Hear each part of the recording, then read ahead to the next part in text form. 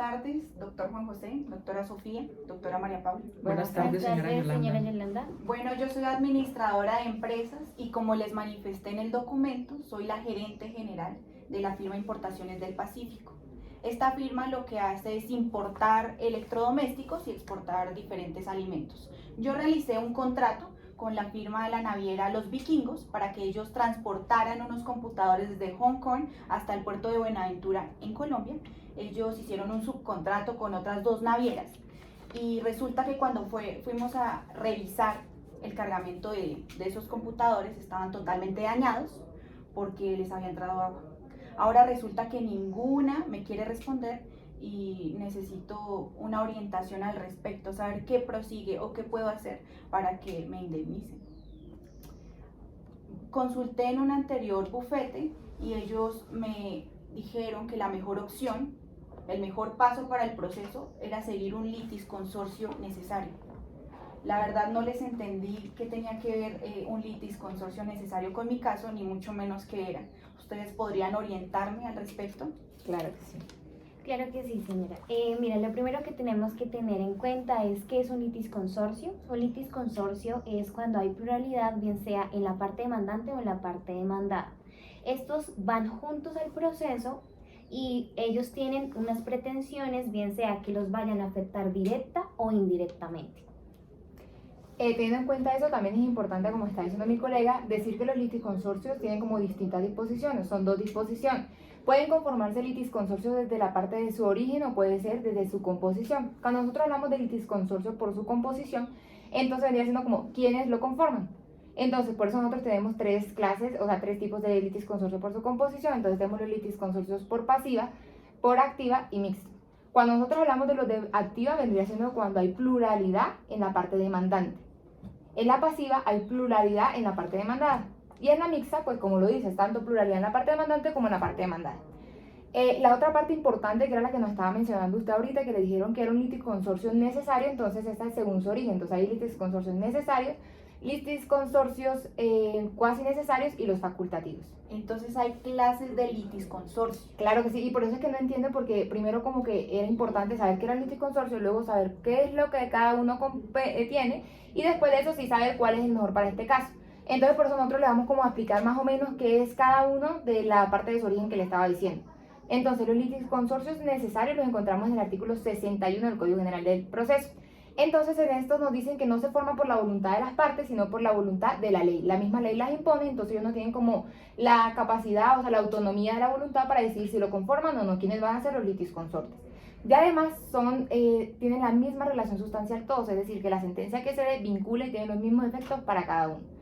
En estos es importante saber en qué momento se puede llamar o conformar un litisconsorcio necesario. Entonces, esto como es la voluntad de las partes, como que no es la voluntad de las partes, entonces está como bastantes oportunidades para conformarlo. La primera oportunidad que nos dan es, si nosotros queremos conformar un litisconsorcio necesario, es con la presentación de la demanda.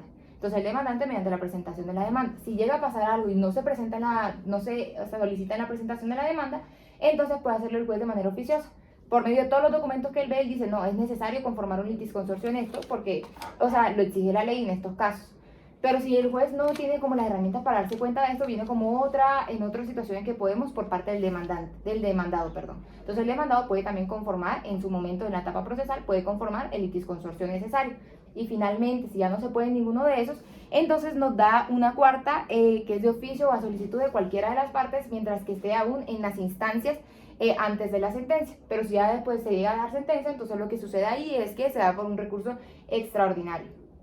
Esa es la parte del necesario, que fue el que le dieron a usted que necesitaba, o sea, el que se tenía que usar para este proceso. Está el facultativo, que entonces lo encontramos en el artículo 60 del Código General del Proceso y son relaciones sustanciales individuales, es decir, que la sentencia es diferente para cada uno y que además se conforma por la voluntad de las partes. Si las personas quieren conformarlo, lo conforman, pero si no lo hacen, no pasa nada. Por esa razón, como que en este no hay como tantas oportunidades para conformarlo, sino únicamente en la presentación de la demanda. Si no se conforma ahí, pues no hay nada que hacer. Y el último que nosotros consideramos que es bastante importante para este caso, incluso el más importante, es el cuasi necesario.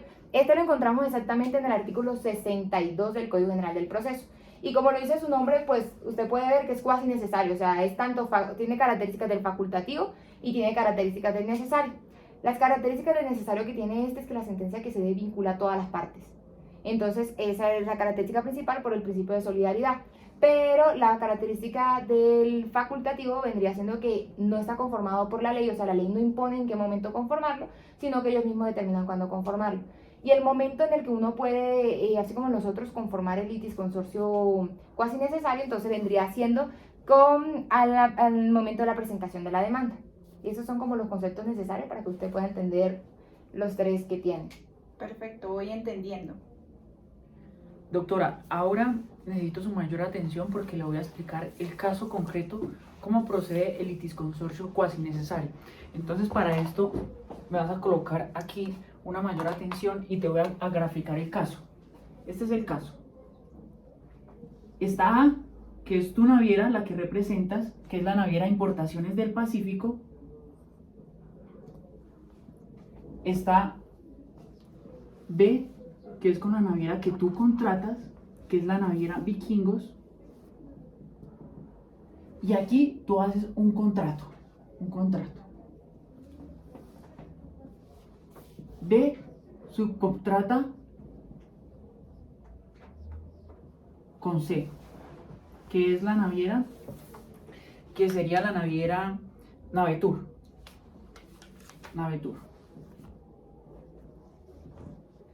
Y hace otro subcontrato con D, que es la naviera, que sería la naviera Panamá Atlántico. Listo. Este es el gráfico del proceso, lo que tú nos cuentas. Ahora, aquí no hay cualquier tipo de contrato, aquí hay un contrato de transporte que encuentra su regulación en el Código de Comercio en el artículo 981. ¿Qué indica este contrato de transporte regulado en el artículo 981 del Código de Comercio? Dice, A cumple con pagarle el precio a B porque va a cumplir la obligación de transportar los contenedores de C. Entonces, como la característica de todo contrato, hay obligaciones conmutativas. Tú cumples con pagarle y B cumple con entregarte a ti la cosa transportada, es decir, el contenedor, en el puerto de Buenaventura. Entonces, lo que pase en el transporte es responsabilidad de B, porque hay un contrato. Entonces, B se obliga con un deber objetivo de cuidado a mantener la vigilancia de tus contenedores. Entonces, subcontrata con C para que le transporte de un tramo determinado y subcontrata con D para que también le transporte un tramo determinado. Pero todo es para todos estos subtransportes que se hacen es de una misma relación sustancial, que es el contrato de transporte. Ahora, el Código Civil nos dice que el subcontrato, el Código Civil en el artículo 1499, en el artículo 1499 del Código Civil nos dice que los subcontratos subsisten, que es un negocio jurídico que subsiste por un contrato principal. Mira aquí el contrato principal, el contrato de transporte del artículo 981 del Código de Comercio. Ahora, si nos vamos para el Código, para el Código de Comercio, aquí hablamos de un contrato de transporte combinado, un contrato de transporte combinado. O sea, no hay cualquier clase de transporte, sino una clase de transporte combinado, ¿verdad? ¿Y por qué es un transporte combinado?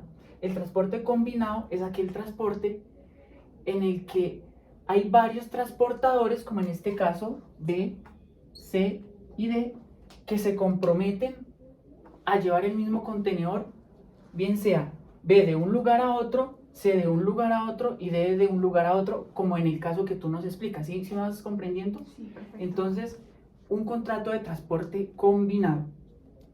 Listo. Entonces, ahora, lo importante aquí es entender que estos subcontratos subsisten por un contrato de transporte combinado.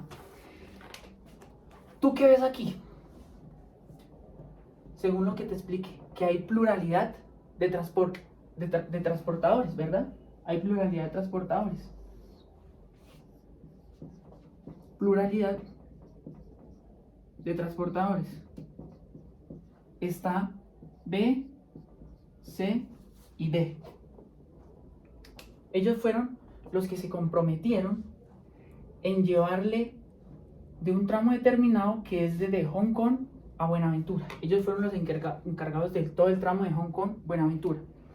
Ahora el artículo 986 del Código de Comercio, artículo 986 del Código de Comercio, nos habla de esta regla más importante.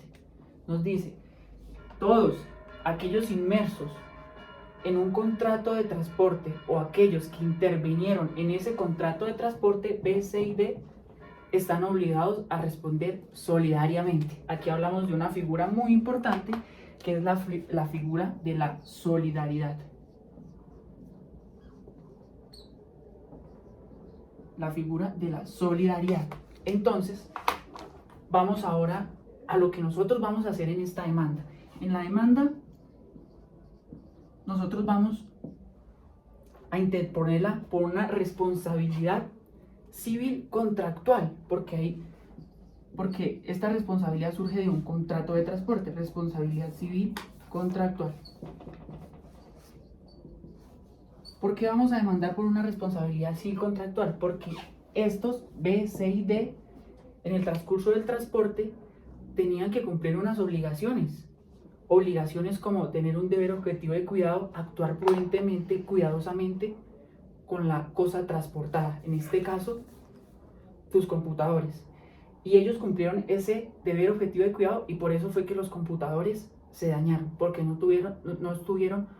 actuaron de manera cuidadosa y diligentemente. Entonces, eso va para iniciar el proceso de responsabilidad contractual. En el proceso de responsabilidad contractual, cuando presentemos la demanda, en la demanda, tú como demandante, Importaciones del Pacífico, que sería A, va a demandar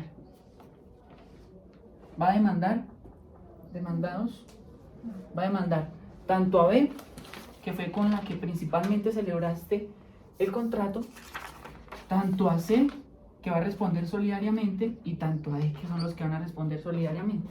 Entonces aquí estamos frente a un litisconsorcio cuasi necesario. Mira, esta es la figura que nosotros vamos a hacer. Demandante, tu firma, y demandamos a todos los que intervinieron en ese contrato principal de transporte. Para finalizar, el artículo 62 del Código General del Proceso es el que nos regula, lo voy a colocar aquí, artículo 62 del Código General del Proceso, es el que nos regula principalmente esta figura procesal del litisconsorcio cuasi necesario, el cual nos va a decir, este tiene características del litisconsorcio necesario y del litisconsorcio facultativo. ¿Cuáles son las características? Que en el litisconsorcio facultativo, como ven aquí, podemos demandar bien sea a B, a C y a D, o podemos demandar simplemente a B o simplemente a C.